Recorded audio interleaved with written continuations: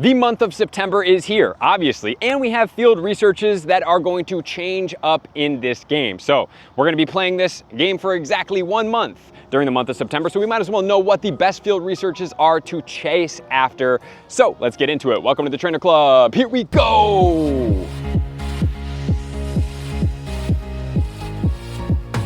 Do you guys hunt after specific field research or do you not? Because in this video, we're gonna go over all the field researches for the month of September, including my favorite ones that I would suggest you guys, if you come into contact with them, which you should if you play a decent amount, and I know you guys do, be able to catch them. All right, so let's start off with catching. We have catch 5 Pokemon that can be either a Sentret at 264, a Hoot Hoot at 290, or a Tailo at 328. And next we have catch 7 Pokemon, which can be one of 3 Pokemon. So this season, what I've noticed is that a lot of these research tasks aren't just singly focused on one Pokemon. There's like many Pokemon in a lot of them, so we're gonna have a lot to go over. So that's gonna be a Magikarp, one of them at 117, a Stuffle at 579, or a Wimpod at 215. And then my favorite task is catch a Dragon-type Pokemon, because it can be either a Dratini, a Bagon, or an Axew. All of them do have shiny potentials. All of them can be Shundos. 430 for Dratini, 495 for Bagon, and 586 for the Axew. We have then catch 5 water or ground type Pokemon for a Spheal encounter at 412,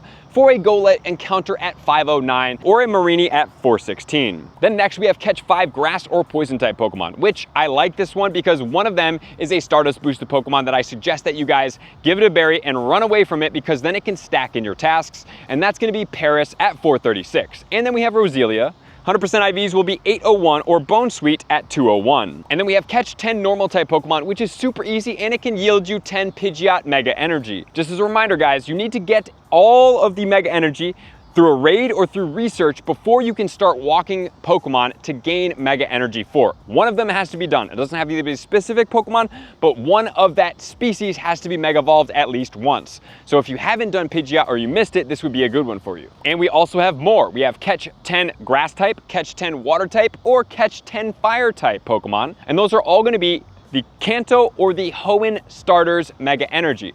So for the grass, we have Venusaur and Sceptile. For the water, we have the Blastoise as well as the Swampert. And then for the fire, we have Charizard as well as the Blaziken. Then we have catch 7 different species of Pokemon, which can be one of either Woopers, either form at 275 for the hundo. Catch 15 different species of Pokemon can be a Feebas at 117. And catch 5 Pokemon with Weather Boost can be either one of many Pokemon. A Vulpix at 378.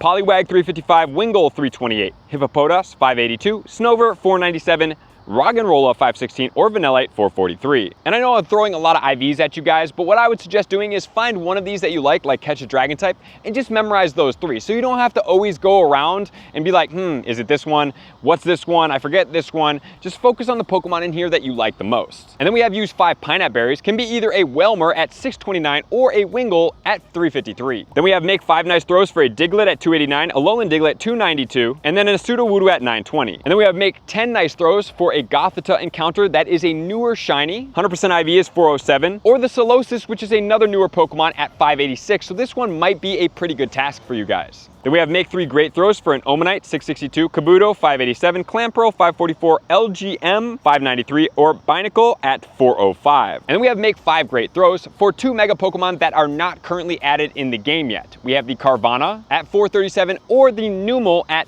453. Make 3 great throws in a row for a Leap at 553, or an Anorith at 655. Make 5 great curveball throws can be a Cranidos at 780, very powerful rock attacker, or a Shieldon at 381. And then we have make 3 great curveball throws in a row can be a Spinda encounter. 523 is the hundo, and there are patterns 2, 3, and 4, so multiple patterns in this one. This is notoriously one of the rarer tasks. And then we have make 2 excellent throws, which is going to yield you a Beldum encounter with a shiny at 418. And then we have make 3 excellent throws in a row, which is probably one of my favorite tasks as well, which can be either a Larvitar, a Beldum, or a Gibble. Gibble is going to be 477, the Beldum is going to be 418, and the Larvitar is going to be 445. And next, we're going to move on to some battling tasks. So the battling tasks may take a little bit more time, so it may not be worth your time, but it just depends on what you're after here. For Win in the Go Battle League, we have the Gligar 796, Slack Off at 429, or Grubbin at 421. Win a raid is going to be a Sneasel encounter at 879. I would suggest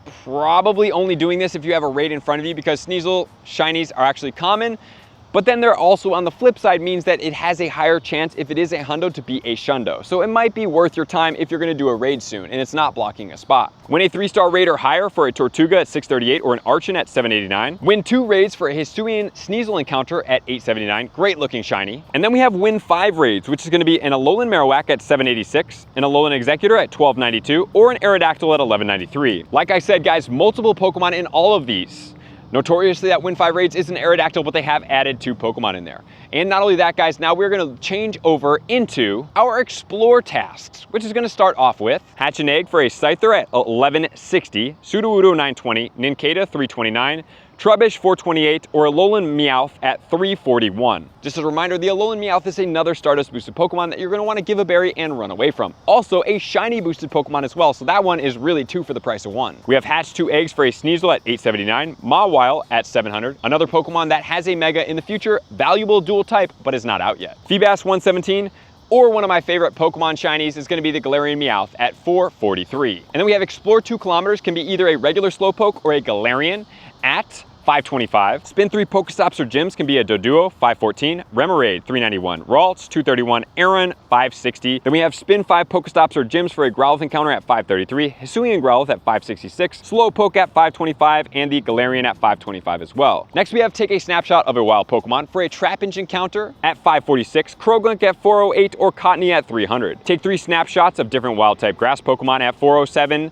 for the Cherubi or Smoliv at 366. Then take 3 snapshots of different wild fire type Pokemon for a Growlithe at 533 or a Litwick at 431. And then finally take 3 different snapshots of wild water type Pokemon for a Horsey at 452 and for a Ducklet at 367. Which then leads us into our training tasks. For Evolve a Pokemon, it's gonna be an Eevee at 459. Power up 3 Pokemon at 477, 420, or 405 for the Bulbasaur, Charmander, or Squirtle. Power up a Pokemon 5 times for the Snivy, 364, Tepig, 464, or Oshawott at 448, or once again, 10 Mega Energy for a lot of these. So if you guys are gonna go after these power up a Pokemon tasks, please remember that use very, very small CP'd Pokemon, preferably level 1, because if you power up a level 1 all the way to 5 times, it's only gonna cost you 1200 Stardust. I know some of you guys are gonna give me that argument that, hey, well, I'm gonna power up this Pokemon anyway, okay?